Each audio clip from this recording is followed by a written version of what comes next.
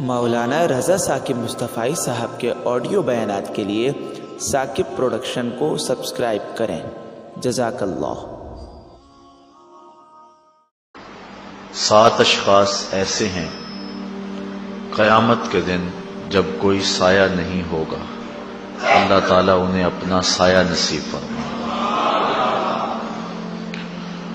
بعض علماء نے اس کی تشریح میں یہ لکھا ہے کہ یہاں سائے سے مراد سایہ لطف و کرم ہوگا، اور شارحین کی ایک جماعت اس کی طرف گئی ہے کہ یہاں سائے سے مراد عرش کا سایہ ہے۔ قیامت کے دن جب سورج بالکل قریب ہوگا، آج تو بہت دور ہے اور اس کا رخ بھی الٹا ہے، قیامت کے دن رخ سیدھا ہو جائے گا اور زمین کے بالکل قریب آ جائے گا۔ زمین میں قوت جاذبہ ہے، اب وہ حرارت کو، گرمی کو اپنے اندر جذب کرتی ہے، لیکن قیامت کے دن یہ تانبے کی ہو جائے گی، اور جو اس کے اوپر گرمی اور حرارت ہوگی اس کو اپنے اندر جذب نہیں کرے گی بلکہ اگلے گی، تو زمین سے بھی تپش نکلے گی، ادھر سے سورج بھی سیدھے رخ ہو کے بالکل قریب 1 میل تک آ جائے گا، تو وہ بہت سخت دن ہوگا۔ اس دن لوگ پسینے میں شرابور ہوں گے، اپنے اپنے اعمال کے مطابق، کوئی گھٹنوں تک، کوئی ٹخنوں تک، کوئی کمر تک، کوئی گلے تک، اور کوئی پسینے میں ڈوبا ہوا ہوگا۔ پسینے سے بھاگ بھی نہیں سکیں گے، جدھر جائیں گے پسینہ بھی ساتھ ساتھ چلے گا، اور وہ گرم اتنا ہوگا کہ اگر اس کا ایک قطرہ احد پہاڑ پہ رکھ دیا جائے تو اس کی حدت اور گرمی سے پگھل جائے، اور بدبودار اتنا ہوگا کہ اگر اس کا ایک قطرہ اب دنیا پہ ڈال دیا جائے، انسان کیا جانوروں کے دماغ بھی بدبو سے پھٹ جائیں۔ اپنے اپنے اعمال بد کے مطابق لوگ اس پسینے میں شرابور ہوں گے، کوئی سایہ نہیں ہوگا، لیکن کچھ لوگوں کو اللہ تعالیٰ جل شانہ اپنے خاص کرم سے سائے میں رکھے گا۔ جو سایہ الہی میں ہوں گے، سایہ عرش میں ہوں گے، انہیں پسینہ بھی نہیں آئے گا اور انہیں گرمی بھی نہیں ستائے گی، کسی دکھ میں نہیں ہوں گے اس دن، جو اللہ کے عرش کے سائے تلے ہوں گے۔ وہ کون لوگ ہیں؟ حضور نے اس حدیث کے اندر، جو امام بخاری نے بھی، امام مسلم نے بھی، امام ابن ماجہ نے بھی اور دیگر ائمہ نے اپنی اپنی اسناد کے ساتھ اس کو روایت کیا ہے، 7 اشخاص کا حضور نے تذکرہ فرمایا کہ جب کوئی سایہ نہیں ہوگا، زمین تانبے کی ہوگی، سورج سیدھے رخ ہوگا اور قریب ہوگا، لوگ پسینے میں شرابور ہوں گے۔ یوم یفر المرء من اخیہ و امہ و ابیہ، اس دن باپ بیٹے سے اور بیٹا باپ سے بھاگے گا، بیوی شوہر سے اور شوہر بیوی سے بھاگے گی، اس دن ماں اپنے بیٹے کو چھوڑ کے بھاگے گی، بڑا سخت دن ہوگا۔ الاخلاء یومئذ بعضهم لبعض عدو الا المتقین، گہرے اور گوڑے دوست اس دن ایک دوسرے کے دشمن بن جائیں گے، بڑا سخت دن ہوگا، اللہ پورے قہر و جلال میں ہوگا۔ تو اس دن جب کہ ہر شخص تھر تھر کانپ رہا ہوگا، 7 اشخاص ایسے ہیں جنہیں اللہ اپنے عرش کا ٹھنڈا سایہ عطا فرمائے گا۔ وہ 7 اشخاص کون ہیں؟ پہلا شخص امام عادل، عادل حکمران، جو عدل و انصاف کے ساتھ امور سلطنت سر انجام دے۔ اسلام ہم سے عدل کا تقاضا کرتا ہے، اور اگر آپ اسلام کا کوئی دوسرا نام پوچھیں تو دوسرا نام نظام عدل ہوگا۔ اسلام عدل کی تلقین کرتا ہے اور عدل کا درس اور سبق دیتا ہے۔ آقا کریم علیہ السلام نے فرمایا کہ جب کوئی سایہ نہیں ہوگا تو امام عادل، عادل حکمران عرش الہی کے سائے تلے ہوگا۔ کسی بزرگ کا قول ہے کہ قوائم الدنیا 4، دنیا کے پائے 4 ہیں، 4 لوگوں کی وجہ سے دنیا قائم ہے: بعدل الامراء، وبسخاوت الاغنیاء، وبعلم العلماء، وبدعاء الفقراء۔ 4 چیزوں سے دنیا قائم ہے: حکمرانوں کے عدل سے، علماء کے علم سے، اغنیاء کی سخاوت سے اور فقیروں کی دعاؤں سے۔ الملک یدوم بالکفر، ایک عربی کا مقولہ ہے، الملک یدوم بالکفر ولا یدوم بالظلم، ملک کفر سے تو قائم رہ سکتے ہیں لیکن ظلم سے قائم نہیں رہتے۔ جب کسی علاقے میں، کسی بستی میں، کسی شہر میں، کسی ملک میں، کسی گھر میں جب ظلم کا آغاز ہو جائے تو گھر اجڑ جاتے ہیں، ملک، شہر اور بستیاں برباد ہو جاتی ہیں۔ تو عدل کا درس دیا گیا، عدل کا حکم دیا گیا، انصاف کا سبق پڑھایا گیا۔ اس امت کو درس ہی یہی دیا گیا کہ تم نے عدل کرنا ہے، اگرچہ وہ قریبی رشتہ دار ہی تمہارا کیوں نہ ہو۔ تو عدل کرنے والا حکمران اللہ کی رحمتوں کا سایہ ہے۔ جو عادل حکمران ہے وہ اللہ کا خلیفہ ہے، اور جو ظالم حکمران ہے وہ شیطان کا خلیفہ ہے۔ عدل سے ہی معاشرے میں سکون ہوتا ہے۔ اب عدل کیا ہے؟ انصاف کسے کہتے ہیں؟ ہر چیز اپنی ٹھیک جگہ پہ ہو، جو اس کا مقام ہے اس کو وہ دیا جائے، اس کو عدل کہتے ہیں۔ اور کوئی شے اپنے اصل مقام سے ہٹے تو اس کو ظلم کہتے ہیں۔ وضع الشیء فی غیر محلہ، ظلم کی یہ تعریف ہے، کسی چیز کو اس کے غیر محل پہ رکھنا، جو اس کا ٹھکانہ نہیں ہے اس پہ اس کو رکھنا، یہ ظلم کہلاتا ہے۔ اور ہر شے اپنے مقام پہ ہو، اس کو عدل کہتے ہیں۔ عدل و انصاف کا ہمیں درس دیا گیا۔ آج جن حکمرانوں کے نام باقی ہیں اور زندہ ہیں، انہوں نے عدل سے معاشرے کے اندر امن پیدا کیا تھا، اور جو انصاف نہیں کرتے ان کا نام حرف غلط کی طرح مٹ جاتا ہے۔ دنیا کے اوپر کتنے حکمران آئے ہیں لیکن آج ان کا نام بھی نہیں ہے، لیکن نوشیرواں کا نام آج بھی باقی ہے۔ عدل کے دم سے اس کا نام آج بھی احترام سے لیا جاتا ہے۔ حضور علیہ الصلوۃ والسلام فرماتے ہیں، اس بات پر فخر کرتے ہیں کہ میں سلطان عادل کے زمانے کے اندر پیدا ہوا ہوں۔ اللہ اکبر۔ تو عدل جو ہے، انصاف جو ہے، یہ اچھائی کا ایک بہت بڑا ذریعہ ہے، اور جو حکمران عدل کرے اس کا نام عزت سے باقی رہتا ہے۔ سلطان محمود غزنوی تو ایک عورت نے آ کر کے کہا کہ میری جوان بیٹی ہے اور میرا شوہر فوت ہو چکا ہے، آپ کا بھتیجا رات کو ہمارے گھر میں گھس آتا ہے اور میں سخت پریشان ہوں۔ سلطان نے اس کو کہا کہ اب جب دوبارہ آئے تو تم میرے پاس آ جانا، میں عدل و انصاف قائم کروں گا۔ ایک دن گزرے، وہ بوڑھی آئی، بادشاہ نے جو اس کو خصوصی کوڈ دیا ہوا تھا کہ اس کے ذریعے تو میرے تک پہنچ پائے گی، تو وہ بادشاہ تک پہنچی، کہا کہ اس وقت وہ ہمارے گھر میں موجود ہے۔ بادشاہ اس کے ساتھ چل پڑا، کہا میرے سے پہلے تو چلی جا اور جو ہے وہ بتی بند کر دے۔ دیے کو گل کر دیا گیا۔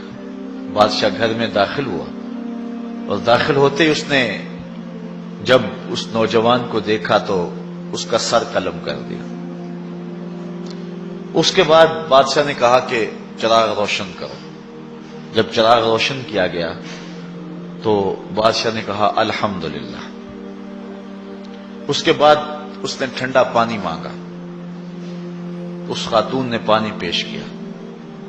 بادشاہ واپس پلٹنے لگا تو اس خاتون نے کہا کہ میں یہ پوچھنا چاہتی ہوں کہ آپ نے پہلے چراغ بند کیا، پھر چراغ جلوایا، پھر الحمدللہ کہا، پھر پانی طلب کیا، اس کی کیا وجہ تھی؟ بادشاہ نے کہا جو راز ہے وہ راز ہی رہے تو ٹھیک ہے۔ کہا نہیں، تمہیں بتانا ہوگا۔ بڑھیا نے ضد کی تو بادشاہ نے بتایا۔ کہا جب تم نے کہا تھا کہ آپ کا نالائق بھتیجا ہمارے گھر میں گھس آتا ہے اور میری بیٹی گھر میں جوان ہے، تو میں اس لیے چراغ کو گل کیا تھا کہ عدل قائم کرتے ہوئے میرے دل میں کوئی رحم پیدا نہ ہو۔ اپنے جوان بھتیجے کو قتل کرنا تماشا تو نہیں ہے، مجھے بھائی کا چہرہ سامنے آ جائے گا، اور ایسا نہ ہو کہ میں عدل کو قائم کرتے ہوئے جو ہے وہ رک جاؤں اور عدل قائم کرنے میں دقت محسوس کروں، اس لیے میں نے چراغ کو بجھا لیا تاکہ میں عدل کے تقاضوں کو پورا کر سکوں۔ کہا پھر آپ نے جب چراغ جلوایا تو پھر آپ نے الحمدللہ کیوں پڑھا؟ کہا میں اس دن سے پریشان تھا کہ میرا خون اتنا گندا ہو گیا کہ ایک غریب بیوہ کے گھر میں میرا بھتیجا جا کے گھس جاتا ہے، لیکن جب میں نے چراغ جلوایا دیکھا وہ میرا بھتیجا نہیں تھا، کوئی اور تھا، ہمارا صرف نام استعمال کرتا تھا۔ تو کہا پھر آپ نے پانی کیوں پیا؟ کہا بڑھیا یہ راز رہنے دو، دو باتیں میں نے بتا دی، یہ نہ ہی پوچھو۔ بڑھیا نے ضد کی تو بادشاہ نے کہا سنو، جس دن سے تم نے کہا تھا کہ آپ کا بھتیجا ہمارے گھر میں گھس آتا ہے، اس دن سے نہ میں نے کچھ کھایا ہے نہ کچھ پیا ہے۔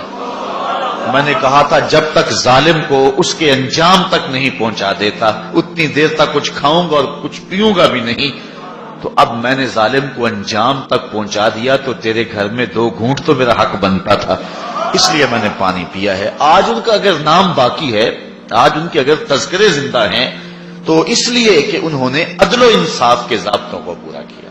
اور حضور علیہ السلام نے فرمایا 7 اشخاص قیامت کے دن عرش الہی کا سایہ پائیں گے، ان میں سے ایک شخص وہ ہے جس نے عدل کیا۔ امام عادل، عادل امام، جو عادل امام ہے، بادشاہ حکمران عادل ہے، منصف ہے، اس کے لیے علماء نے کہا ہمیشہ دعا کرنی چاہیے زندگی کی، اللہ اسے لمبی زندگی عطا فرمائے۔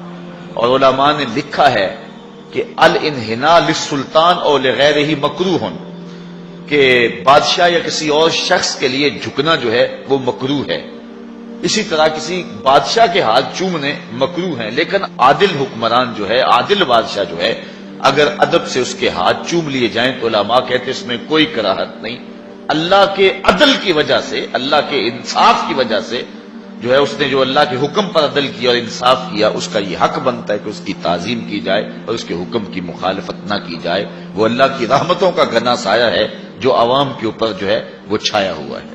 تو پہلا شخص جس کو اللہ اپنے عرش کا ٹھنڈا سایہ دے گا وہ امام عادل ہے، امام مقسط ہے۔ دوسرا شخص وشاب نشأ فی عبادت اللہ، وہ جوان جس کی جوانی اللہ کی عبادت میں گزری۔ کتنا بڑا اعزاز! حضور نے فرمایا الشاب التائب حبیب اللہ، لوگوں سن لو، جو جوان جوانی میں توبہ کرے وہ اللہ کا حبیب ہے۔ اور ایک روایت میں آتا ہے 1000 بوڑھے کے توبہ کرنے سے اللہ کو ایک جوان کی توبہ زیادہ محبوب ہے۔ اور جب کوئی جوان جوانی میں توبہ کرتا ہے اللہ کا عرش بھی خوشی میں جھوم اٹھتا ہے۔ جوانی کی توبہ اللہ کو بہت زیادہ پسند ہے۔ وہ جوان جس کی جوانی اللہ کی عبادت میں گزری۔ جوانی مستی کا نام نہیں ہے، جوانی آوارگی کا نام نہیں ہے، خواہشات کی تکمیل کا نام جوانی نہیں ہے، موڑوں اور چوکوں پہ کھڑا ہونے کا نام جوانی نہیں ہے، مصلی پہ بیٹھ کے رب کے حضور آنسو بہانے کا نام جوانی۔ ایک روایت میں آتا ہے کہ تمہارے بہتر جوان وہ ہیں جو بوڑھوں کی مشابہت اختیار کریں، اور بدترین بوڑھے وہ ہیں جو جوانوں کی مشابہت اختیار کریں۔ تو بہترین جوان یہ ہے کہ جو جوانی میں بڑھاپے جیسا ہو، بوڑھوں جیسے انداز اور اطوار اور عادتیں اپنائے، اچھے اخلاق اور اچھا انداز اور مصلی کو لازم پکڑے۔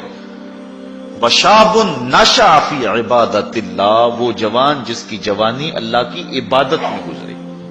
شب و روز، میں نے کل بھی کہا تھا کہ بڑھاپے کے اندر نیک اعمال کرنا بہت بڑی بات ہے، بہت بڑی سعادت ہے کہ بڑھاپے کے اندر نیک اعمال کیے جائیں، لیکن عبادت کا جو لطف جوانی میں ہے وہ بڑھاپے میں نہیں ہے۔ اللہ اکبر! اللہ تعالیٰ جل شانہ جوان کی توبہ کو پسند کرتا ہے، وہ جوان جو اللہ کی عبادت میں، وشاب نشأ فی عبادت اللہ، وہ جوان جس کی جوانی اللہ کی عبادت میں گزری۔ اب عبادت کا مفہوم بہت وسیع ہے۔ ویسے بہترین عبادت نماز ہے، بہترین عبادت الصلاۃ، نماز ہے، اور حضور نے اس کو اپنی آنکھوں کی ٹھنڈک قرار دیا۔ لیکن صرف عبادت کا مفہوم نماز تک ہی نہیں ہے، عبادت کا مفہوم بہت وسعت والا ہے۔ ساری زندگی اللہ کی رضا میں گزار دینا، اللہ کی مرضی کے مطابق زندگی گزار دینا، یہ عبادت ہے۔ اللہ اکبر! بعض نے کہا کہ بس اس کی رضا میں اپنے آپ کو گم کر دینا عبادت۔ غلام کو عبد کہتے ہیں نا، اور عبد وہ ہوتا ہے جو اپنے آقا کی مرضی میں اپنی مرضی کو گم کرتے۔ کوئی شخص کسی غلام کو خریدنے گیا نا منڈی میں، جب غلام بکتے تھے، فروخت ہوتے تھے، تو جا کے ایک غلام سے پسند آیا تو اس نے جب اس کا سودا کیا تو غلام سے پوچھتا ہے تمہارا نام کیا ہے؟ تو غلام کہتا ہے میرا نام کوئی نہیں ہے، جو رکھیں گے وہی میرا نام ہوگا۔ جب غلام ہے تو پھر اس کی اپنی مرضی ختم ہوگی۔ تو ہم اللہ کے غلام ہیں، اللہ کے بندے ہیں، تو بندگی کا حق یہ ہے، اللہ اکبر، کہ ہم سر سے لے کر پاؤں تک اس کے ہو جائیں۔ تیرے ہندیاں سندیاں محبوبہ، میں کافر ہوواں جب میں ہوواں۔ اپنی ذات کو تو فنا کرنا ہے، اپنی ذات کو تو قربان کرنا ہے۔ وہ جوان جس کی جوانی کے حسین ایام، جس کی جوانی کے خوبصورت لمحے، جبکہ بانکپن تھا، جبکہ خاشات کا ہجوم تھا، جبکہ تمنائیں اپنے عروج پہ تھیں، لیکن اس نے سب کچھ اپنے رب کے لیے قربان کر دیا۔ سحری کے وقت اٹھ کے مصلی بچھایا اور آنسو بہائے اور اللہ کے حضور عبادت کرتے ہوئے اپنی رات کو بسر کیا۔ ایک روایت میں آتا ہے جو دن کا روزہ اور رات کی عبادت نہیں کرتا اس کو ایمان کی حلاوت ہی نصیب نہیں ہوتی۔ ایمان کی ایک حلاوت ہے، ایمان کی ایک مٹھاس ہے، ایمان کا ایک مزہ ہے، ایک سرور ہے۔ وہ کس کو نصیب ہوگا؟ جو دن روزے سے گزارے گا اور رات مصلی پہ گزارے گا، اپنی آنکھوں پر حیا کے پہرے بٹھائے گا، اپنی سوچوں کی پاکیزگی کا سامان کرے گا۔ ورنہ جوانی آئی اور گزر گئی اور اپنا قیمتی وقت ہم نے برباد کر دیا۔ جس طرح ہر چیز کا بانکپن جوانی میں ہوتا ہے، عبادت کا جو سرور اور عبادت کی جو لذت جوانی میں نصیب ہوتی ہے وہ زندگی کے کسی اور ایام میں نصیب نہیں ہوتی۔ اس لیے حضور نے ارشاد فرمایا کہ وہ جوان وشاب نشأ فی عبادت اللہ، وہ جوان جس کی جوانی اللہ کی عبادت میں گزری، جب قیامت کے دن کوئی سایہ نہیں ہوگا اللہ اس جوان کو اپنے عرش کا ٹھنڈا سایہ نصیب فرمائے۔ تیسرا شخص جو عرش الہی کا سایہ پائے گا، وَرَجُلٌ قَلْبُهُ مُعَلَّقٌ فِي الْمَسَاجِدِ، وہ آدمی جس کا دل مسجدوں کے ساتھ لٹکا ہوا ہے، مسجد کے ساتھ وابستہ ہے، ایک نماز پڑھتا ہے تو دوسری نماز کے انتظار میں بیٹھ جاتا ہے۔ حضرت عبداللہ ابن مسعود رضی اللہ تعالی عنہ رہتے ہی مسجد میں تھے۔ مسجد کی کچھ لوگ میخیں ہوتی ہیں، حضور فرمایا کچھ لوگ مسجدوں کی میخیں ہوتی ہیں، جب بھی دیکھو مسجد میں ملیں گے، ڈھونڈو تو مسجد میں ملیں گے، جب بھی فارغ ٹائم ملا جو فوراً مسجد میں آ گئے۔ فرمایا اگر وہ بیمار پڑ جائیں اور مسجد کی حاضری سے قاصر ہو جائیں تو اللہ کے کچھ فرشتے ہیں جو ان کا حال پوچھنے کے لیے ان کے گھروں میں جاتے ہیں، ان کی تیمارداری کے لیے جاتے ہیں۔ حکم ہے بازار میں دیر سے جاؤ اور جلدی واپس آ جاؤ، مسجد میں جلدی جاؤ اور دیر سے واپس آ جاؤ۔ المومن فی المسجد کالسمک فی الماء والمنافق فی المسجد کالطائر فی القفص، مومن مسجد میں اس طرح ہوتا ہے جس طرح پانی کے اندر مچھلی ہوتی ہے، اور منافق مسجد میں اس طرح ہوتا ہے جس طرح پنجرے کے اندر پرندہ پھنسا ہوا ہوتا ہے، کبھی مجبوراً آنا پڑ گیا تو جس طرح پھڑ پڑا رہا ہے کہ بہت جلدی نکلنا ملے مجھے، اس طرح منافق کا جی مسجد میں نہیں لگتا۔ مسجد میں جلدی آؤ اور دیر سے واپس جاؤ، لیکن ہم نے اپنے طرز زندگی کو الٹ بنا لیا ہوا ہے۔ بازار میں آدھے گھنٹے کے لیے جائیں تو 5 گھنٹے لگ جاتے ہیں، مسجد میں جاتے ہیں ہم صرف آخری وقت میں اور کوشش کرتے ہیں کہ سب سے پہلے واپس آ جائیں۔ مجھے ویسے بڑی حیرت ہوتی ہے جب نماز ختم ہو یا جمعۃ المبارک یا کوئی اور ایسا، تو جو دروازے کے اوپر رش ہوتا ہے ہر بندے کی کوشش ہوتی ہے کہ میں جلدی نکل جاؤں، حالانکہ جتنی دیر تک مسجد میں بیٹھیں گے، جتنی دیر تک مسجد میں رکیں گے اتنی برکتیں اترتی رہیں گی۔ بہترین لمحے وہی ہیں جو اللہ کے گھر میں گزر گئے۔ خیر الاماکن، بہترین جگہیں اللہ کے گھر ہیں۔ مسجد کی آبادی اور مسجد کی ستھرائی اور صفائی اور مسجد کی تعمیر و تزئین کے لیے جو لوگ وابستہ ہوتے ہیں بہت بابرکت لوگ ہیں۔ حضور نے فرمایا من بنا للہ مسجدا بن اللہ لہ بیتا فی الجنہ، جس نے اللہ کی مسجد بنائی اللہ اس کے لیے جنت میں گھر بنا دیتا ہے۔ کتنی بڑی سعادت ہے اس شخص کے لیے جو اللہ کے گھر کو تعمیر کرتا ہے۔ لیکن صرف تعمیر ہی کافی نہیں، اس کی آبادی رنگ و روغن اور رنگوں کے مختلف انداز کے فانوسوں سے نہیں ہے، مسجد کی آبادی نمازیوں سے ہے۔ نمازی ہوں گے مسجد آباد ہوگی۔ مسجد تو بنا دی شب بھر میں ایمان کی حرارت والوں نے، من اپنا پرانا پاپی تھا برسوں میں نمازی بن نہ سکا۔ جو مسجدوں کو آباد رکھتے ہیں، جن کے دل مسجد کے ساتھ لگے رہتے ہیں۔ ایک بوڑھی خاتون تھی، وہ مسجد نبوی میں صفائی کیا کرتی تھی، یہ ہم نے بھی بچپن میں دیکھا ہے کہ بوڑھی عورتیں مسجدوں میں آ کے جھاڑو دیا کرتی تھی. اب تو وہ تصور ہی ختم ہو گیا اور اب ہم یہ چیز نہیں دیکھتے ہیں.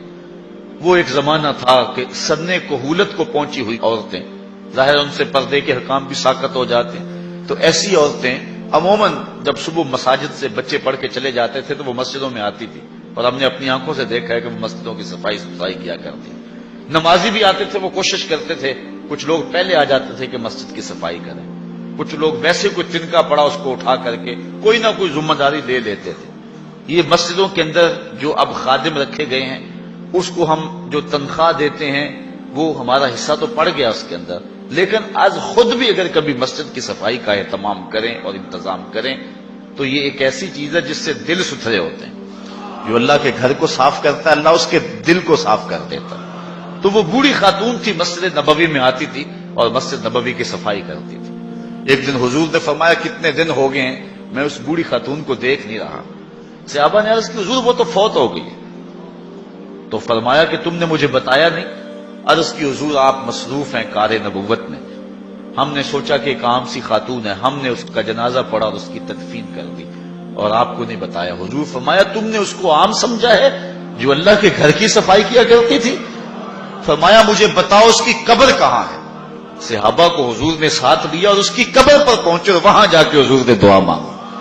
جو اللہ کے گھر کو صاف کرتی ہے اور اللہ کے گھر کی صفائی کرتی ہے، حضور علیہ السلام فرمایا وہ عام نہیں ہے، وہ سعادت مند خاتون ہے جس کو یہ سعادت نصیب ہوئی، یہ دولت نصیب ہوئی کہ اللہ کے گھر کو صاف کرتی ہے. تو فرمایا وَرَجُلٌ قَلْبُهُ مُعَلَّقٌ فِي الْمَسَاجِدِ، وہ آدمی جس کا دل مسجدوں میں لٹکا ہوا رہتا ہے، ایک نماز کے بعد دوسری نماز کا انتظار کرتے ہیں. ایک روایت میں نے کہیں پڑھا ہے کہ جب کوئی بندہ ایک نماز کے بعد دوسری نماز کا انتظار کرتا ہے اور مسجد میں بیٹھا رہتا ہے، اللہ فرشتوں کو کہتا ہے دیکھو میرا بندہ نماز پڑھ لیا پھر بھی نہیں جا رہا، دوسری نماز کے انتظار میں ہے، تم گواہ ہو جاؤ میں نے اپنے بندے کی مغفرت فرما دی. وَرَجُلٌ قَلْبُهُ مُعَلَّقٌ فِي الْمَسَاجِدِ، وہ آدمی جس کا دل مسجدوں کے ساتھ لٹکا ہوا ہے، مسجد کے ساتھ وابستہ ہوا ہے. چوتھا شخص وَرَجُلَانِ تَحَابَّا فِي اللَّهِ اجْتَمَعَا عَلَيْهِ وَتَفَرَّقَا إِلَيْهِ، دو آدمی جنہوں نے اللہ کی رضا کے لیے آپس میں پیار ڈالا، ان کی محبت کا ذریعہ اللہ کی رضا تھی. جب وہ ملے تو اسی لیے ملے اور جب جدا ہوئے تو اسی لیے جدا ہوئے. ان کی محبت اللہ کی رضا کے لیے تھی. فرمایا قیامت کے دن جب کوئی سایہ نہیں ہوگا ان دونوں کو اللہ اپنے عرش کا ٹھنڈا سایہ عطا کرے. ایک بندہ اپنے ایک دوست کو ملنے جا رہا تھا، دینی دوست، محبت پیار کا رشتہ اللہ اور اس کے رسول کی رضا کے لیے. حدیث میں آتا ہے کہ راستے میں بصورت انسان ایک فرشتہ اس کو ملا اور اسے پوچھتا ہے کہ کدھر جا رہے ہو؟ وہ کہتا ہے کہ میں فلاں بستی میں اپنے ایک دوست کو ملنے جا رہا ہوں. تو فرشتہ پوچھتا ہے تجھے اس سے کوئی حاجت ہے، کوئی کام ہے؟ وہ کہتا مجھے کوئی کام نہیں. کہا کوئی احسان ہے جس کے بدلے میں جا رہے ہو؟ کہا کوئی احسان نہیں ہے. کہا کوئی رشتہ داری ہے تیری اس کے ساتھ؟ اس نے کہا کوئی رشتہ داری نہیں. تو فرشتے نے بصورت انسان جو آیا ہوا تھا، حدیث میں آتا ہے، وہ پوچھتا ہے کہ پھر کس لیے جا رہے ہو؟ کہا بس اللہ کے لیے جا رہا ہوں. تو فرشتے نے کہا کہ میں تیرے رب کا فرستادہ ہوں، مجھے رب نے بھیجا ہے، تو اللہ کی رضا کے لیے جا رہا ہے اس شخص کو ملنے کے لیے اور کوئی مقصد نہیں ہے، تو اللہ تعالیٰ نے تجھے بھی بخشا اور اسے بھی بخشا. جو اللہ کی رضا کے لیے کسی شخص سے دوستی رکھتا ہے، پیار کے اور بھی بہت سارے ذرائع، رشتہ داری سے صلہ رحمی، دودھ کا رشتہ، خون کا رشتہ، کاروباری روابط، سیاسی روابط، غرض کے رشتے، بہت کچھ ہے. لیکن جب کسی سے ملاقات ہو، جب کسی سے تعلق قائم ہو تو وہ اللہ کے لیے. الحب للہ والبغض للہ، میرے پیار کا سبب بھی اللہ اور میرے کسی سے دشمنی کا سبب بھی اللہ. جب اللہ کی رضا کے لیے دو شخص آپس میں پیار کرتے ہیں تو حضور علیہ السلام فرماتے ہیں وہ اتنے خوش نصیب لوگ ہیں کہ قیامت کے دن جب سورج 1.25 میل پہ ہوگا اور کوئی جو ہے وہ سایہ نہیں ہوگا، فرمایا حضور نے کہ اللہ ان کو اپنے عرش کا ٹھنڈا سایہ عطا فرمائے. اتنی بڑی سعادت ان کو نصیب ہوگی جن کی رضا کا معیار اور جن کی جو ہے وہ محبت اللہ اور اس کے رسول کے لیے ہے، اور معیار ان کا یہی ہے الحب للہ والبغض للہ۔ پانچواں شخص جس کے بارے میں حضور نے فرمایا کہ وہ جنت کا سایہ پائے گا، وَرَجُلٌ دَعَتْهُ امْرَأَةٌ ذَاتُ مَنْصِبٍ وَجَمَالٍ فَقَالَ إِنِّي أَخَافُ اللَّهَ۔ ایک روایت میں ذات حسب و جمال فقال انی اخاف اللہ، وہ شخص جس کو کسی عورت نے دعوت گناہ دی اور وہ عورت ذات و منصب و جمال، منصب اور جمال کی مالکہ تھی، صاحب اسب و نسب بھی تھی اور خوبصورت بھی تھی۔ اس نے عورت نے مرد کو لبھایا اور اپنے جال میں پھانسنا چاہا۔ اب جب قدموں میں حسن خود بچ رہا پھر اپنے جذبات پہ قابو کون رکھے؟ لیکن اس جوان نے، اس شخص نے اس کی اس بات کے جواب میں کہا انی اخاف اللہ، تیری بات تو مان لیتا لیکن کیا کروں، رب سے ڈر لگتا ہے، اللہ کا خوف مجھے آتا ہے۔ حضور فرمایا وہ شخص جس نے یہ کہہ کے قدموں میں بچتے ہوئے حسن کی اس پیشکش کو مسترد کر دیا، کل قیامت کے دن جب کوئی سایہ نہیں ہوگا اللہ اسے اپنے عرش کا ٹھنڈا سایہ عطا فرمائے۔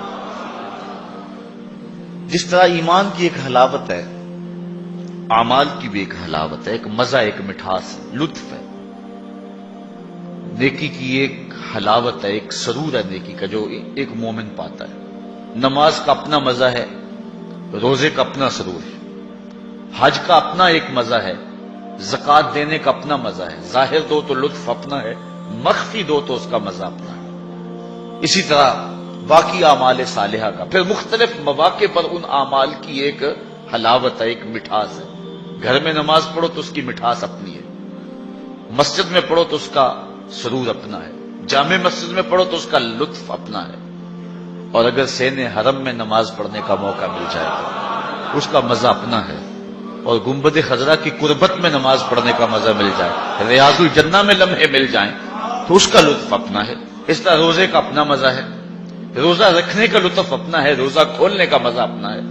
بچوں میں بیٹھ کے کھولو روزہ تو اس کا بھی ایک اپنا سرور ہے، مسجد میں بیٹھ کے دوستوں میں بیٹھ کے روزہ کھولو تو اس کا مزہ اپنا ہے، کسی اللہ والے کی صحبت اور اس کے قدموں میں بیٹھ کے روزہ کھولیں اور اس کا مزہ اپنا ہے، اور اگر روزہ کھولنے کے لیے مسجد نبوی کا صحن مل جائے تو اس کا سرور پھر اپنا ہے، اس کا مزہ پھر اپنا ہے۔ ہر عمل کا ایک لطف ہے، ہر عمل کی ایک حلاوت ہے، اور وہ حلاوت بندہ اتنی دیر تک اس سے متمتع نہیں ہو سکتا، اس سے فائدہ نہیں حاصل کر سکتا، اور وہ ایمان کی حلاوت اور لذت پا نہیں سکتا جب تک اس کی نظر پاک نہیں ہوتی۔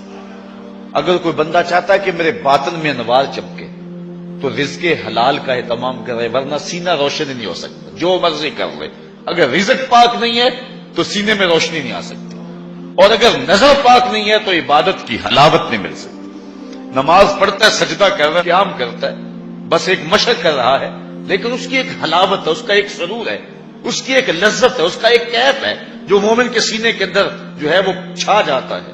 ذکر کا ایک مزہ ہے نا، اس مزے کو حضرت سلطان باہو کہتے ہیں نا، اندر بوٹی مشک مچایا اتے جان پھلن تے آئی ہوں، پھر وہ کیفیت بنتی ہے کہ نہیں بنتی ہے؟ تو وہ سرور بندے کو نہیں ملتا جب تک اس کی نظر پاک نہیں ہوتی۔ اگر نظر بگڑ جائے تو من سننا ہو جاتا ہے، اندر کچھ نہیں رہتا، اور پھر اگر انسان زنا جیسی بری خصلت میں مبتلا ہو جائے تو پھر اس کے پلے کیا رہے گا؟ اللہ تعالیٰ نے فرمایا کہ کرنا تو دور کی بات ہے، لا تقربوا الزنا، اس بری خصلت کے قریب بھی نہ جانا، اس لیے مبادیات سے بھی روک دیا گیا، مبادیات سے بھی منع کر دیا گیا۔ تو فرمایا جس شخص کو کسی عورت نے دعوت گناہ دی، اس طرح کسی عورت کو کسی مرد نے دعوت گناہ دی اور اس عورت نے اپنی عصمت اور اپنی آبرو کی حفاظت کی اور اس کو کہا پیچھے ہٹ جا، مجھے اپنے رب سے ڈر لگتا ہے، اور اسی طرح کسی مرد کو کسی عورت نے دعوت گناہ دی تو اس نے کہا فقال انی اخاف اللہ، میں اللہ سے ڈرتا ہوں۔ اللہ اکبر۔ تو حضور فرمایا اس کو یہ اعزاز ملے گا۔ امام یافعی نے روض الریاحین کے اندر لکھا ہے کہ ایک نوجوان کپڑے کی دکان پہ کام کرتا تھا اور تھا بڑا پارسا اور بڑا خوبصورت، دل کا بھی ستھرا تھا، ظاہر کا بھی ستھرا تھا، من بھی سونا تھا اور تن بھی سونا تھا، بڑا خوبصورت تھا۔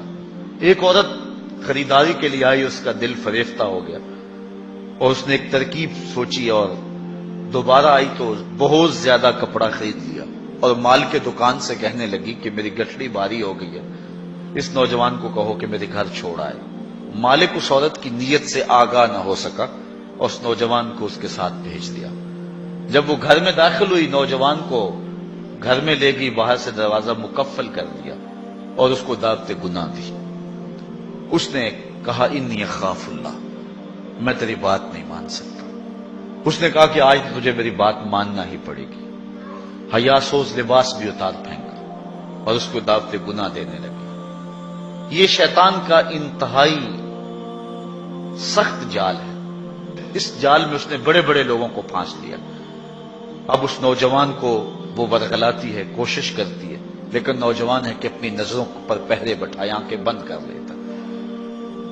اس نے بڑے ہیلے کیے، بڑے جتن کیے، لیکن وہ نوجوان صرف سونا ہی نہیں تھا، اللہ کا ولی بھی تھا۔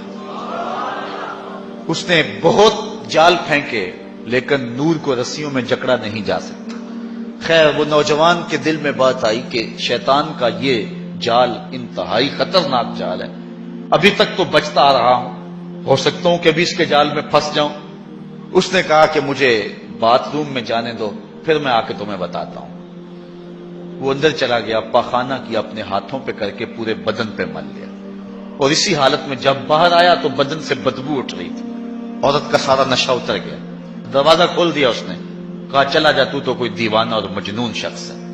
جب وہ دروازے سے باہر نکل رہا تھا، دل ہی دل میں اللہ کا شکر ادا کر رہا تھا، مالک میرا تن گندا ہو گیا، من تو ستھرا رہا۔ کائنات کا سب سے حسین چہرہ وہ ہے جو جنسی کالک سے محفوظ رہے۔ امام یافعی لکھتے ہیں کہ باہر پھر ایک چشمہ تھا، وہاں جا کے اس نے غسل کیا، اور جب تک وہ زندہ رہا اس کے جسم سے مشک و عنبر کی خوشبو آتی رہی۔ اب جب وہ فوت ہو گیا، لوگوں نے دفن کر دیا، یہ خوشبو اس کی قبر کی مٹی سے بھی آیا کرتی تھی۔ یہ اعزاز دیا اللہ نے اس کو، یہ تکریم دی۔ بعض روایت میں اس کا نام مغیرہ بتایا گیا ہے کہ لوگوں نے اس کا نام مغیرہ مشکی رکھ دیا کہ وہ مغیرہ جس کے بدن سے خوشبو آتی۔ تو فرمایا وہ شخص جس کو کسی عورت نے دعوت گناہ دی اور اس نے یہ کہہ کے قدموں میں بچھتے ہوئے حسن کی پیشکش کو ٹھکرا دیا، فرمایا کل قیامت کے دن جب کوئی سایہ نہیں ہوگا، اللہ اس جوان کو اپنی عرش کا ٹھنڈا سایہ نصیب فرمائے گا۔ چھٹا شخص جس کے بارے میں حضور نے یہ وعدہ دیا، وَرَجُلٌ تَصَدَّقَ بِصَدَقَةٍ فَأَخْفَاهَا حَتَّى لَا تَعْلَمَ شِمَالُهُ مَا تُنْفِقُ يَمِينُهُ، وہ شخص جس نے صدقہ کیا اور اتنا خفیہ کیا کہ جو دائیں ہاتھ نے کیا بائیں کو اس کی خبر نہیں ہوئی، اتنا مخفی انداز سے صدقہ کیا، خیرات کی۔ پرانے زمانے کے اندر بزرگ چاندی یا سونا کسی کپڑے میں باندھ کر کے کسی کے گھر میں چھوڑ آیا کرتے تھے، کسی کے گھر میں پھینک آیا کرتے تھے، یا کسی نابینے کو دے دیتے تھے، کلام نہیں اس سے کرتے تھے تاکہ ہم ظاہر نہ ہو، ہمارا نام بھی ظاہر نہ ہو۔ کھلا صدقہ کرنا اس کی ممانعت نہیں ہے، اس کا بھی اجر ہے اگر ریاکاری کی نیت دل کے کسی گوشے میں نہ ہو۔ لیکن یہ بات ذہن میں رکھیں کہ ریاکاری کی چالیں بہت باریک ہیں، بہت باریک، براہیمی نظر لیکن بڑی مشکل سے ملتی ہے، ہوس چھپ چھپ کے سینوں میں بنا لیتی ہے تصویر۔ جو ریاکاری کی چالیں ہیں وہ کالے پتھر پر کالے رنگ کی چونٹی چلے تو جس طرح وہ نظر نہیں آتی ہے، اس طرح ریاکاری کی چالیں بھی اتنی ہی باریک ہیں، بہت باریک ہیں، تو انسان کے اندر ریاکاری پیدا ہو جاتی ہے۔ اگر ریاکاری سے بچے، اس کی نیت میں خلوص ہو، للہیت ہو، تو پھر کھلا صدقہ دینا بھی اجر و ثواب کا باعث ہے۔ جس طرح کہ آقا کریم علیہ السلام نے جہاد کے لیے فنڈ مانگا تو ایک صحابی نے جو ہے وہ عرض کیا کہ حضور میں اتنا پیش کرتا ہوں، اور اس نے پیش کیا تو اس کے دیکھا دیکھی باقی لوگ بھی جو ہیں وہ اٹھ کھڑے ہوئے اور پیش کرنے لگے، تو حضور نے اس موقع پر ارشاد فرمایا تھا من سنہ فی الاسلام سنتن حسنہ فلہ اجرھا، جس نے اسلام میں کوئی اچھا طریقہ رائج کیا تو اب اس کے دیکھا دیکھی جو بھی وہ کام کرتے رہیں گے اس کا اجر اس پہلے شخص کو نصیب ہوتا رہے گا۔ اگر نیت یہ ہے کہ میرے دیکھا دیکھی لوگ کریں گے تو پھر جو ہے وہ یہ خلوص والی نیت ہے، اس میں کھلا کرنے میں کوئی قباحت نہیں ہے۔ میں کہتا ہوں کہ دو طرح کے لوگ ہوتے ہیں، یہ فنڈز چندہ وغیرہ جو طلب کیا جاتا ہے، ایک ہے کوئی شخص کسی کو ذاتی طور پہ دے تو وہاں مخفی دینا بہتر ہے، کسی شخص کی ذاتی آپ مدد کرنی ہے تو وہاں یہ ہے کہ جو دائیں نے خرچ کیا بائیں کو اس کی خبر نہ ہونے پائے، کیونکہ اس سے کسی شخص کی عزت نفس مجروح ہونے کا اندیشہ ہے۔ لیکن جو اجتماعی مسائل ہیں جس میں کسی کی عزت نفس مجروح ہونے کا اندیشہ نہیں ہے، تو وہاں آپ کھلم کھلا اس نیت سے کریں کہ باقیوں کو بھی ترغیب ہو جائے، تو اس میں کوئی قباحت نہیں ہے۔ مثال کے طور پہ مسجد کے لیے فنڈ طلب کیا جا رہا ہے، کسی دارالعلوم کے لیے طلب کیا جا رہا ہے، آج کل یہ زلزلہ اور سیلاب زدگان کے لیے فنڈ طلب کیے جا رہے ہیں، تو اس میں اگر آپ کھلم کھلا دیں تاکہ باقیوں کو بھی ترغیب ہو، یا آپ 10 آدمیوں کو بتائیں یار میں نے اتنا کیا آپ بھی کریں لہذا ہم یہ کام کر لیں، تو اس میں قباحت نہیں ہے نیت کے اخلاص کے ساتھ۔ نیت بگڑ گئی وہ تو مخفی بھی کیا وہ بھی خراب۔ تو بات یہ ہے کہ صدقہ ظاہر کیا جائے یا صدقہ مخفی کیا جائے، دونوں بابرکت ہیں، لیکن ان میں افضل یہ ہے کہ انسان مخفی کرے۔ اور حضور فرماتے ہیں وَرَجُلٌ تَصَدَّقَ بِصَدَقَةٍ فَأَخْفَاهَا، کہ وہ شخص جس نے صدقہ کیا اور صدقہ اتنا مخفی کیا حَتَّى لَا تَعْلَمَ شِمَالُهُ مَا تُنْفِقُ يَمِينُهُ، جو دائیں نے کیا بائیں کو اس کا پتہ نہ چلا، دائیں ہاتھ کے صدقے کا بائیں ہاتھ کو پتہ نہ چلا، اس کو خبر نہ ہوئی۔ کتنا بڑا اعزاز حضور نے شخص کے لیے مقرر فرمایا کہ کل قیامت کے دن جب کوئی سایہ نہیں ہوگا، اس صدقہ کرنے والے کو اللہ عرش کا ٹھنڈا سایہ دے گا۔ اللہ کی راہ میں خیرات کرتے رہنا چاہیے، اور صدقہ دینے سے مال گھٹتا نہیں ہے، مال بڑھتا ہے۔ میں اس کی ایک مثال دیا کرتا ہوں کہ پرانے زمانے کے اندر کنویں ہوتے تھے، اب تو ٹیوب ویل آ گئے، ہینڈ پمپ آ گئے اور بہت کچھ آ گیا زمین سے پانی نکلوانے کے لیے، لیکن اس وقت کنویں میں ڈول ڈال کر کے جو ہے وہ پانی نکالا کرتے تھے۔ جب جدید آلات آ گئے تو کنویں کی ضرورت ختم ہو گئی اور لوگوں نے یہاں سے پانی لینا شروع کر دیا، چونکہ وہاں پانی حاصل کرنے کے لیے دقت زیادہ برداشت کرنا پڑتی ہے۔ اب وہ کنویں کہیں کہیں آپ کو مل جائیں گے، مختلف دیہاتوں میں بستیوں میں آپ جائیں تو پرانے کنویں جو ہے وہ کہیں کہیں موجود ہیں، لیکن ان میں جھانک کر کے دیکھیں کہ ان کا پانی بہت نیچے چلا گیا اور بہت کم پڑ گیا ہوا ہے۔ ان کنووں کو کسی نے بند نہیں کیا، لیکن اب پانی کہاں غائب ہو گیا؟ اصل بات یہ ہے کہ جب کنویں اپنا فیض باہر دیتے تھے اللہ نیچے سے پانی بھی انہیں دیتا تھا، جب ان کنووں نے پانی دینا چھوڑ دیا نیچے سے جو سوتے پھوٹتے تھے وہ بھی خشک ہو گئے۔ جو راہ خدا میں خرچ کرتا رہتا ہے اللہ اس کو عطا فرماتا رہتا ہے۔ شیطان کہتا ہے کہ خرچ کرو گے تو کم ہو جائے گا، لیکن رب کہتا ہے خرچ کرو گے میں وعدہ دیتا ہوں کہ بڑھ جائے گا۔ اب اللہ پر اگر کسی شخص کا پختہ یقین ہے، پختہ یقین، تو پھر جو ہے وہ اس کو خرچ کرتے ہوئے یہ احساس کبھی نہیں ہوگا کہ اس سے میرا مال کم ہو رہا ہے، صدقے سے میرا مال کم ہو رہا ہے، ایسا ہو نہیں سکتا اگر پختہ یقین ہے۔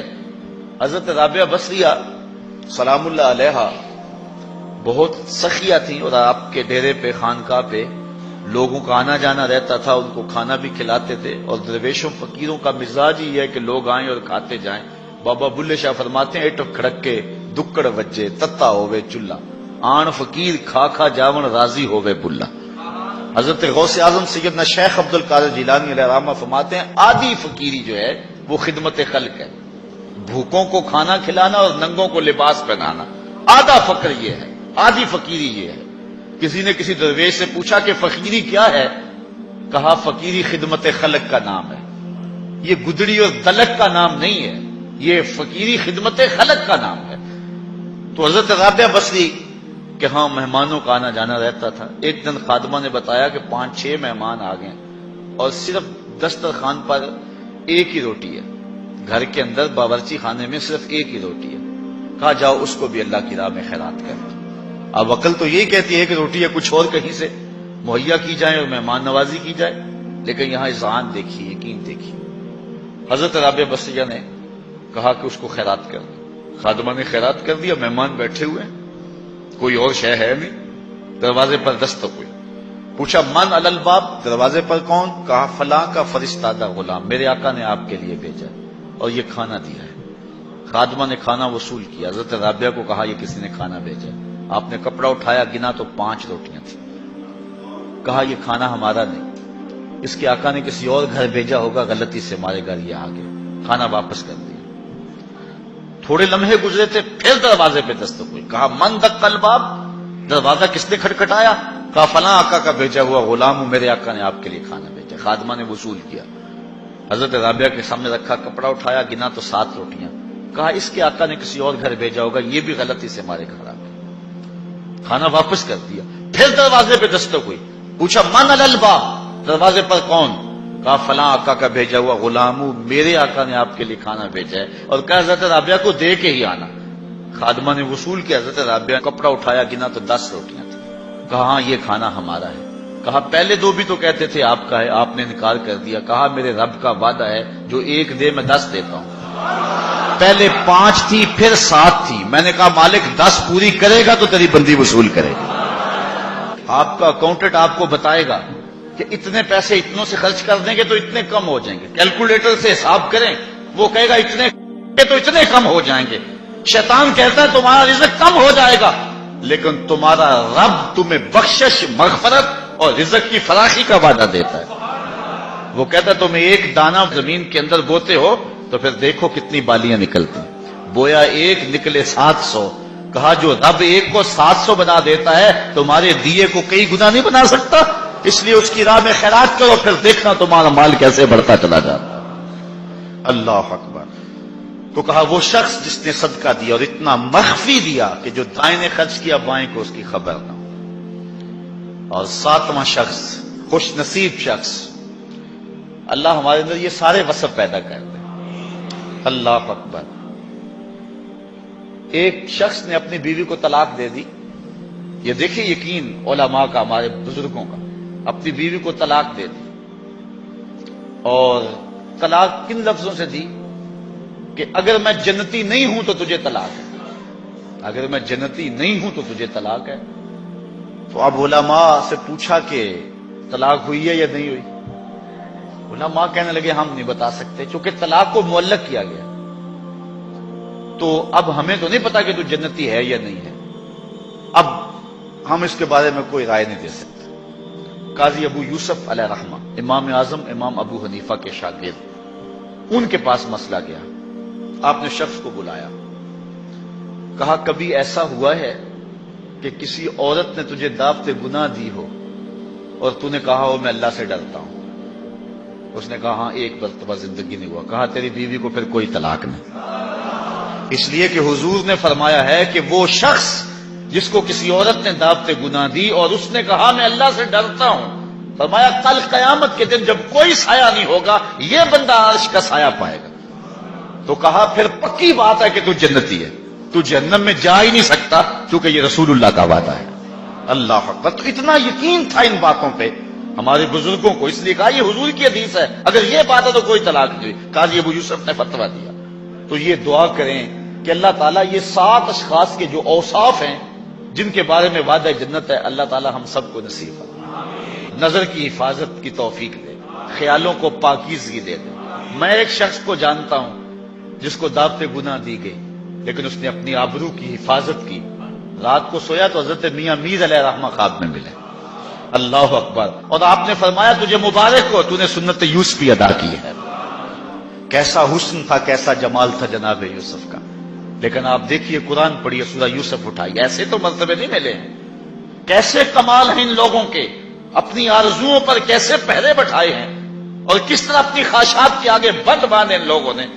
جب 7 دروازے مکفل کر دیے اور حضرت یوسف علیہ السلام کو زلیخا کہتی ہے تلک، اب تو آ جاؤ نا، اب تو کوئی نہیں دیکھ رہا، اور موٹا کپڑا ڈال دیا اس بت کے اوپر جو وہاں اس نے اپنے کمرے میں رکھا ہوا تھا۔ حضرت یوسف علیہ السلام بولے کالا معاذ اللہ، تو موٹا کپڑا ڈال کے اپنے خدا سے چھپ گئی ہے، میرا خدا تو 7ویں کوٹری میں بھی دیکھ رہا۔ اور پھر اتنی روشنی برسی، اتنے اجالے برسے، گناہ کیا، گناہ کا تصور بھی محال ہو۔ تو 7واں شخص جس کے بارے میں حضور نے فرمایا وَرَجُلٌ ذَكَرَ اللَّهَ خَالِيًا فَفَاضَتْ عَيْنَاهُ، وہ شخص جس نے تنہائی میں اللہ کا ذکر کیا، کوئی دیکھنے والا نہیں تھا، ریا کا شائبہ بھی نہیں تھا، تنہا بیٹھا ہوا تھا، سحری کا وقت تھا، مصلی بچھا ہوا تھا، اور وہ اللہ کا ذکر کرنے لگا، پھر ذکر کا سرور من میں اترنے لگا، پھر کیا ہوا فَفَاضَتْ عَيْنَاهُ، خوف خدا کی وجہ سے اس کی آنکھ میں آنسو آ گئے، اللہ کی یاد میں، اللہ کے ذکر میں رونے لگا۔ حضور فرمایا کل قیامت کے دن جب کوئی سایہ نہیں ہوگا، اس ذاکر کو اللہ اپنے عرش کا ٹھنڈا سایہ نصیب فرمائے۔ اٹھتے بیٹھتے چلتے پھرتے تنہائی میں، خلوت میں، جلوت میں اللہ کے ذکر سے اپنا تعلق جوڑیے۔ اللہ کا ذکر دلوں کے لیے جلا کا باعث ہے۔ لِكُلِّ شَيْءٍ سِقَالَةٌ وَسِقَالَةُ الْقُلُوبِ ذِكْرُ اللَّهِ۔ حضور فرمایا ہر شے کا زنگ دور کرنے کے لیے کچھ نہ کچھ بنایا گیا ہے، دلوں کا زنگ اللہ کی یاد سے دور ہوتا ہے۔ ذکر جلی بھی اور ذکر خفی بھی، زبان سے کرو یا دل سے کرو۔ میرے حضور قبلہ عالم فرماتے ہیں اٹھ دی بیندی ٹر دی پھر دی، ستے آتے جاگ دی، نام جھپ دی رو تے کھپ دی، ویخ سر اس راگ دی، نام جپیاں قرب ملدا، نام دی کر پوری سام، شیشے وچ کستوری جے کر پھر ضرورت کاگ دی۔ یہ ذکر ایسا ہے جس سے من کے گن دور ہوتے۔ اور میں نے کسی روایت میں پڑھا ہے کسی بزرگ کا قول کہ جب کوئی بندہ ایک مرتبہ زبان سے اللہ کہتا ہے، اللہ اس کی طرف نظر رحمت سے دیکھتا ہے، اور جب اللہ کسی بندے کی طرف نظر رحمت سے دیکھ لے اس کے 70 گنا جل کے راکھ ہو جاتا ہے، اور جس کو اللہ نظر رحمت سے دیکھتا ہے پھر اس کو عذاب نہیں دے گا۔ اللہ اکبر۔ حضرت شیخ شبلی رحمت اللہ تعالی علیہ معارف اس میں ذات بیان کر رہے تھے، اللہ کے نام کی برکت ہے، اس کا نام جپنے کا فائدہ ہے۔ تو ابو علی سینا جو بہت بڑا فلسفی گزرا ہے، وہ بھی مجلس میں بیٹھا ہوا تھا۔ وہ زمانہ تھا کہ اہل اللہ کی مجالس کے اندر بڑے لوگ آتے تھے۔ آج تو دور ختم ہو گیا نا، آج تو زمانہ لٹ گیا، مادیت چھا گئی۔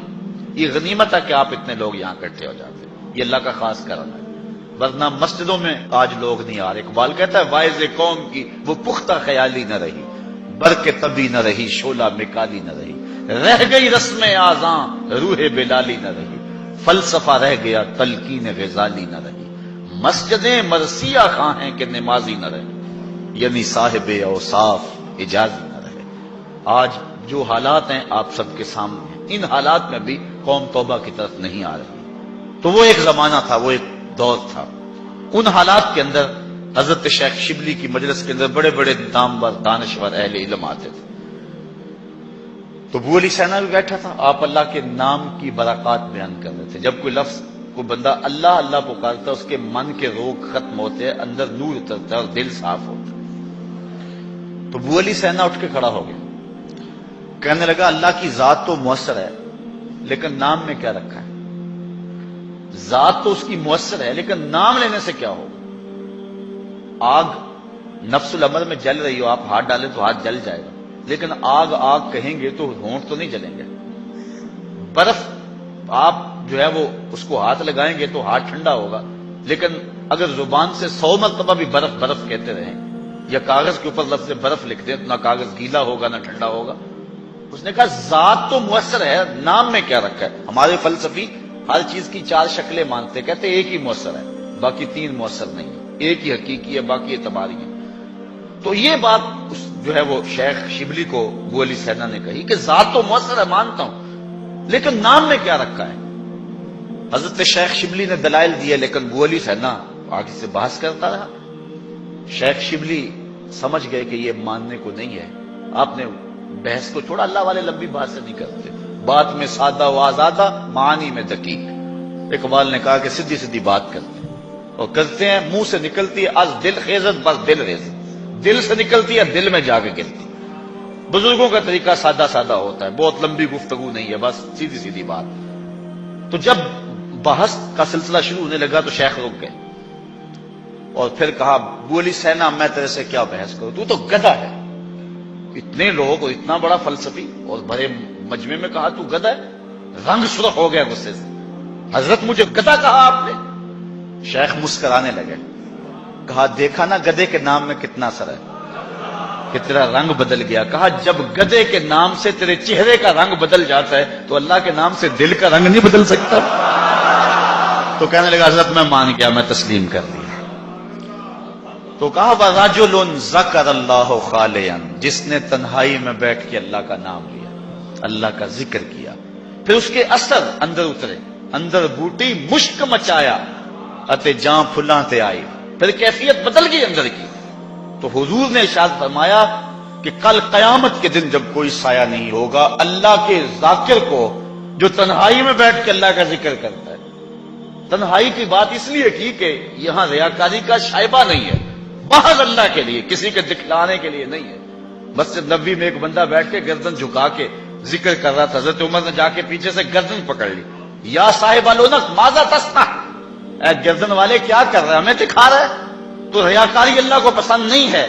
تو اگر تنہائی میں بیٹھ کے کسی نے اللہ کا ذکر کیا اور ذکر کرتے کرتے اس کی آنکھیں آنسوؤں کا خراج دینے لگی اور اللہ کی یاد میں رونے لگا بندہ، تو حضور فرمایا اتنا بڑا اعزاز اس کے لیے ہے، قیامت کے دن جب گرمی برس رہی ہوگی اور سورج بالکل قریب اور سیدھے رخ پہ ہوگا، زمین تانبے کی ہوگی، لوگ پسینے میں شرابور ہوں گے، اللہ اس شخص کو جو یاد الہی میں رویا تھا اپنی عرش کا ٹھنڈا سایہ اس کے اوپر تان دے گا، اس کو برکتیں نصیب فرمائے گا۔ تو یہ 7 خوش نصیب ایسے لوگ ہیں کہ جن کو اللہ اپنی خاص کرم نوازیوں کا نور نصیب فرمائے گا۔ اللہ تعالیٰ کی بارگاہ میں پھر دعا ہے، اللہ تعالیٰ جل شانہ ہمیں یہ سعادتیں ہمارے اندر اتار دے اور ہم اس سے ڈرنے والے بھی ہوں، ذکر کرنے والے بھی ہوں، نظر خیال پہ پہرا بٹھانے والے بھی ہوں۔ اللہ کسی موقع پہ ہمیں منصب نصیب کر دے تو عدل کرنے والے بھی ہوں۔ اللہ تعالیٰ ہمیں ایک دوسرے سے محبت کرنے کی توفیق دے صرف اپنی رضا کے لیے۔ میں آپ سے پیار کروں تو اللہ کے لیے، کوئی غرض نہ ہو، آپ مجھ سے پیار کریں تو محض اللہ کے لیے، اللہ اس کے رسول کے لیے، الحب للہ والبغض للہ، یہی ہمارا جو ہے وہ سبب ہو ایک دوسرے کے ساتھ پیار کا۔ ہزاروں قومیں وجود میں آئیں دہر میں خشک و تر کے رشتے سے، ہم نے بنیاد دوستی رکھی یاد خیر البشر کے رشتے سے، محمد کی وساطت سے محبت تیری میری ہے، محمد کی وساطت سے محبت تیری میری ہے، محبت اصل ہے ان کی نہ تیری ہے نہ میری، الحب للہ والبغض للہ۔ اور اللہ تعالیٰ ہر وہ سعادت، جوانی بڑی تیزی کے ساتھ بیت رہی ہے، یہ لمحے دوبارہ نہیں آئیں گے، اور جو سن کہولت میں پہنچ گئے ہیں، بڑھاپے میں قدم رکھ چکے ہیں، انہیں یہ کہتا ہوں کہ جوان تو بڑھاپے کے انتظار میں ہیں، بوڑھو اب تم کس انتظار میں؟ ایک روایت میں آتا ہے اللہ بوڑھے کا عذر قبول نہیں کرے گا قیامت کے دن۔ بچہ اس لیے توبہ کو مؤخر کرتا ہے کہ میں نے جوان ہونا ہے، جوان اس لیے مؤخر کرتا ہے میں نے بوڑھا ہونا ہے، تو جب بندہ بوڑھا ہو جاتا ہے پھر وہ کس چیز کے انتظار میں ہوتا ہے؟ ایک روایت میں آتا ہے کہ 3 اشخاص کو اللہ تعالیٰ نہ بخشے گا، نہ ان کی طرف نظر رحمت کرے گا، اور نہ ہی اللہ تعالیٰ انہیں پاک کرے گا۔ ان میں سے ایک وہ شخص ہے کہ جو بڑھاپے کے باوجود بدکاری نہیں چھوڑتا، اس بوڑھے شخص کی طرف قیامت کے دن اللہ نہ نظر رحمت سے دیکھے گا، نہ اس کا تزکیہ کرے گا اور نہ اس کی مغفرت فرمائے گا۔ تو جوانوں، بوڑھوں اور بچوں، اپنی زندگی کی حفاظت کرو، اللہ کی رحمتوں کا حصہ سمیٹنے کی کوشش کرو۔ آج کل تو موسم بھی رمضان کا ہے اور رحمت کی برکھا چھم چھم اتر رہی ہے۔ آئیے میں اور آپ سچی توبہ سے اور توبہ کے سچے آنسوؤں سے اپنے من کے سارے گند دھو ڈالیں۔ اس کی کرم نوازیاں اتنی عظیم ہیں، دمت العاصی تطفئ غضب ربی، گناہگار کی آنکھ کا پانی اللہ کے غصے کی آگ کو ٹھنڈا کر دیتا ہے۔ التائب من الذنب کمن لا ذنب لہ، گناہ سے توبہ کرنے والا ایسا ہے جس طرح اس نے کبھی گناہ کیا ہوا ہی نہیں ہے۔ اتنی کرم نوازیوں کا نور اس کے اوپر برستا ہے اور